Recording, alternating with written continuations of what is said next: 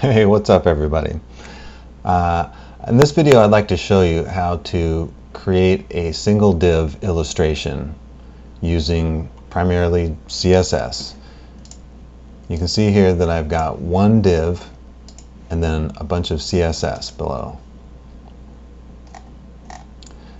So this was inspired by a conference that I went to, the CSS Day in Phoenix, where Lynn Fisher presented, and here is her slide deck if you'd like to look through here. And here's her website, a.singlediv.com, where she has samples of all these illustrations. These are all using a single div and CSS. And she has a GitHub page, which you can see here, where she shares all of the code for these illustrations that she created here. And also I'd like to say thanks to Amanda Williamson for sharing her code pen, because this was useful to follow along and see some of the tips and tricks that she did. Alright, well, let's just go ahead and jump into it. I've already created this. You can see what our final product is here. And I'm going to go ahead and create a new code pen.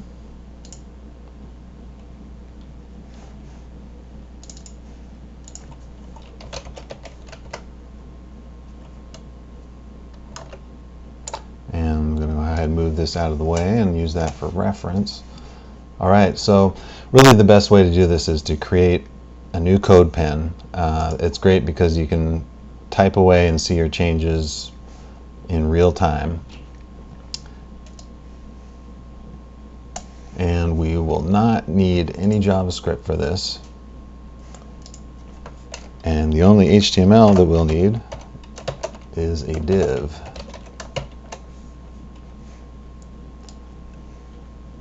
Alright, there we go.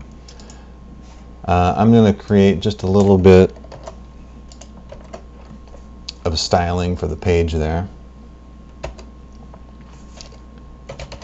And we'll go ahead and create our first div. And now this div is going to be the body, or actually, yeah, it's going to be the body and the wing and the right and left leg. So let's go ahead and just dive in here.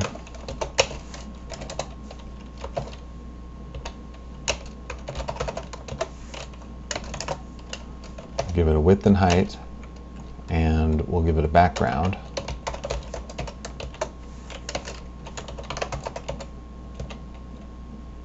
So you can see, there we go, we've got a good start. This thing is actually going to be the wing. I'm just going to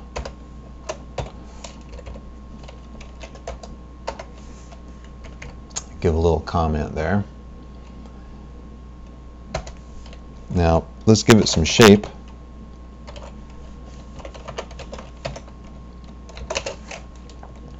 So border radius, this is the upper left. This is the upper right.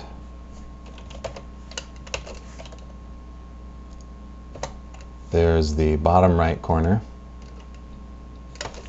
And I'll just add that last corner in there for the fun of it. Alright, so you can see we're off to a pretty good start on the owl. It's kind of a good basic body shape. What we see right here is actually going to be the wing. And let's go ahead and use a box shadow to create the body.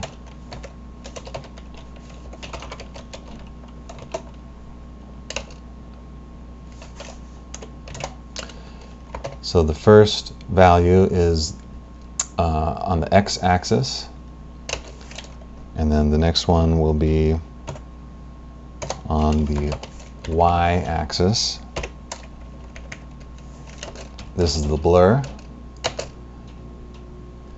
And then this is like a border.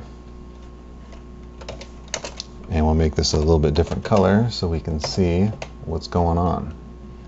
So there you can see it's added this box shadow behind it, and the box shadow is what's actually going to be the body.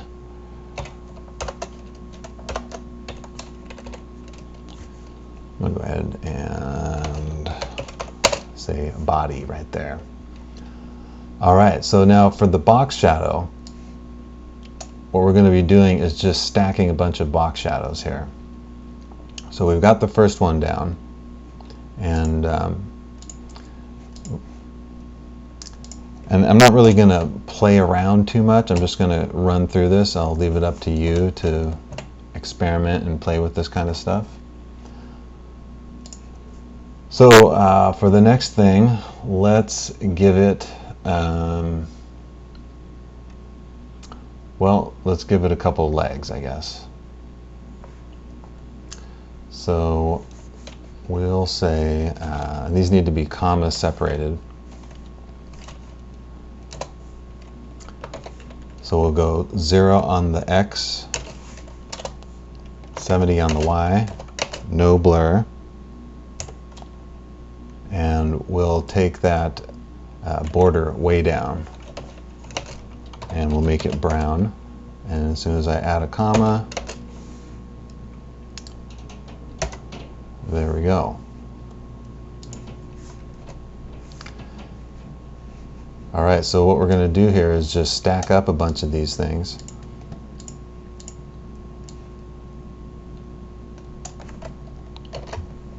So I'll create another one right here. So now we basically have 2 legs, and this leg, we'll just move it -30 pixels on the x-axis. So there we go, we're off to a really good start. And you know, for this part right here, for this wing, instead of just a solid color, let's give it a gradient, because I think it'll look nice.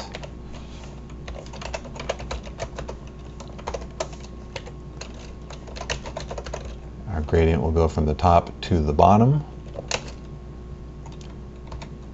We'll go from brown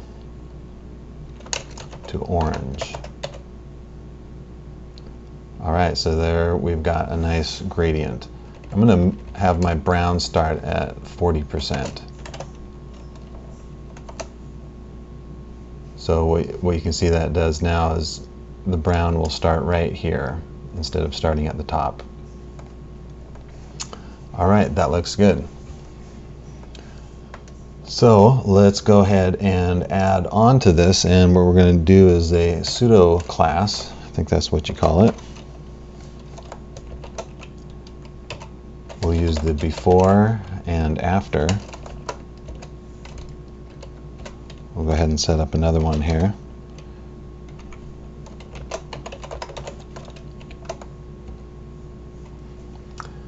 Alright, so the first thing that we need to do for either one of these, for the before and after, is you have to have content with basically nothing in it. And we're going to position absolute with these.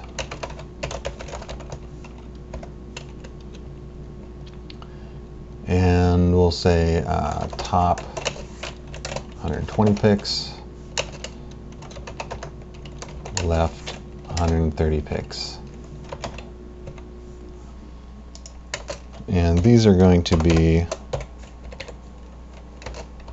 the beak. I think that's how you spell beak. And then eventually we'll add this branch below for the owl to stand on. Okay, so for the beak, what we're going to do is add a triangle right in here. And we'll use the border left, right, and top for that.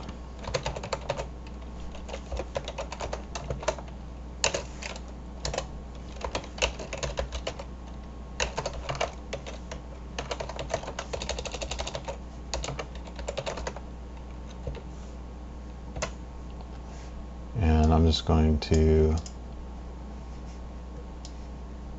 copy and paste a little bit from the pen that I've already completed, so you don't have to sit there and watch me. So there we have a nice little triangle, and you can see if we change this around a little bit, you can see the parts and how they work.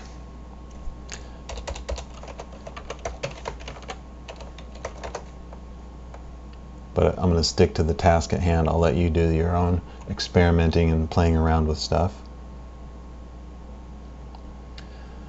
Okay, so we have a nice little beak there, and then we'll add some branch segments down below, and we'll do this with the box shadow.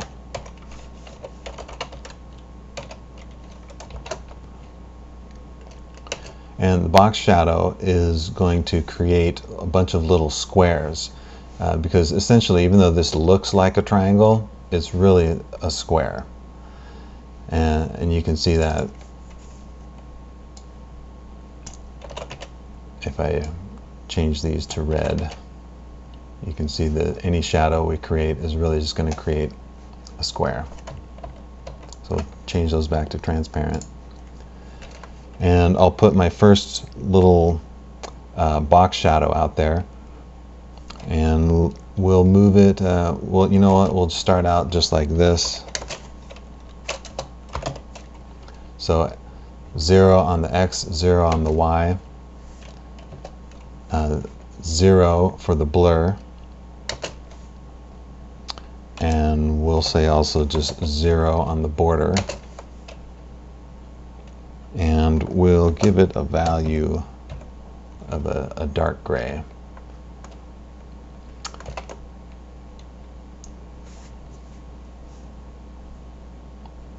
Okay, so that there is actually a box shadow, but it's just, I think it's just being hidden. Let's go ahead and move this thing around a little bit. Oh, there it is. It was hiding behind the triangle. And we'll move it down below, and we can play with the size of it by doing this. We'll give it oh, -10. That's too much. -6. There we go. You see that little branch segment right there? So we'll go ahead and copy and paste all the other branch segments from my code pen.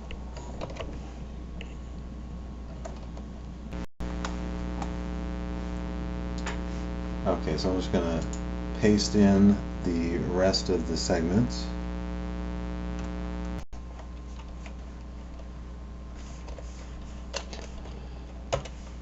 And we need to comma separate these.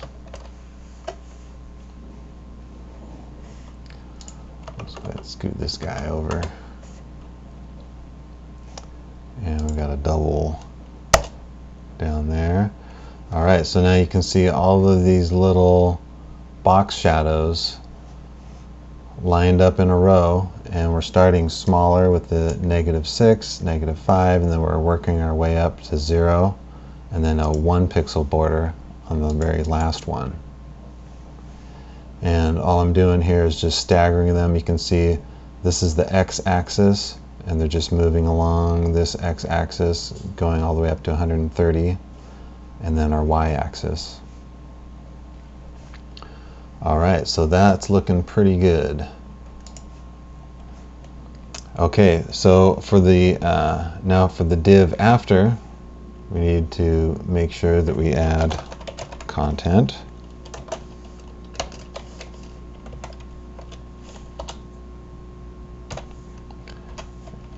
And for this one, also position absolute. And basically what I'm doing with this one is it's just going to be like a canvas. So I'm going to give it kind of a bigger width.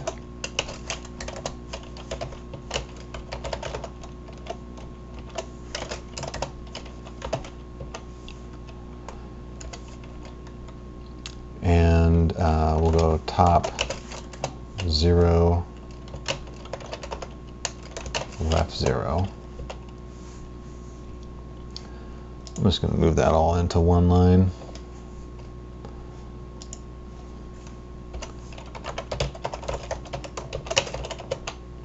So there you can see I'm just making it red so you can see what basically our canvas size is. And we're just going to add a whole bunch of background images in here. So we don't really need this background like that.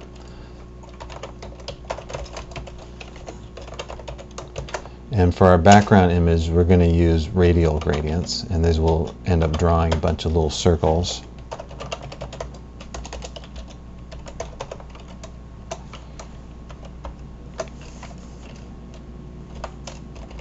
So for the first one, we'll say a circle at, well, let's see. So this is going to be, we'll draw the head first.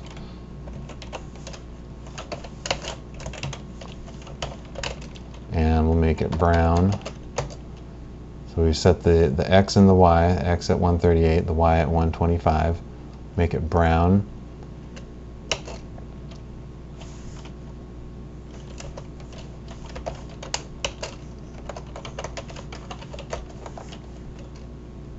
And you can see already we're starting to get a nice gradient up there. Not exactly what we're looking for, but that could be a cool effect to use for something else. All right, so now you can see, and let me just change this to, you can see that that is our head element. All right, so that's shaping up pretty well. And just to help, I'm going to add head right there so we know what we're working with, because it starts to get pretty confusing once you've got a dozen of these radial gradients stacked on top of each other.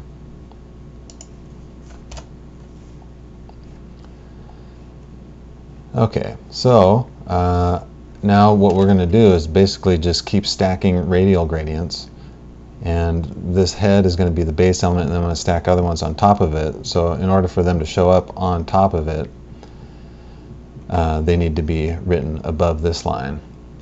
So let's go ahead and add an eyeball. I'm just going to copy and paste this from my existing code pen.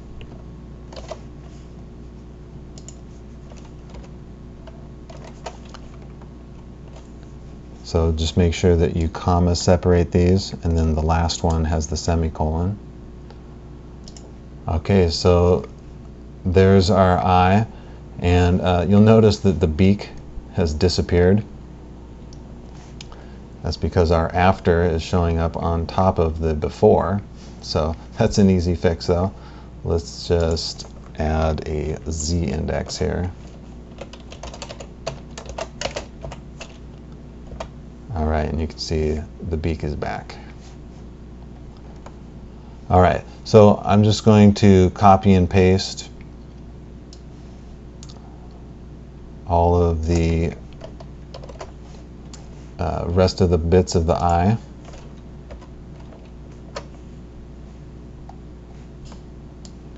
Go ahead and clean this up just a little bit.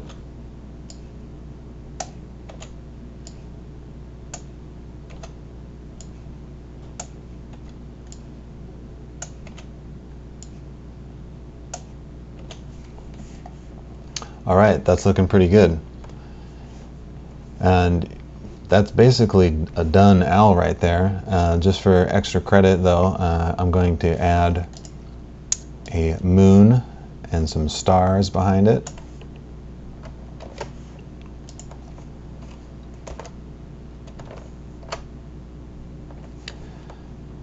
And I gotta remember to change that to a comma. There we go. And here's what I did for that moon. We've got the moon and the moon eclipse, as I call it. If I take out this moon eclipse part, You can see the moon's just a circle, and then the eclipse is just another circle that's black that's sitting over the top of it.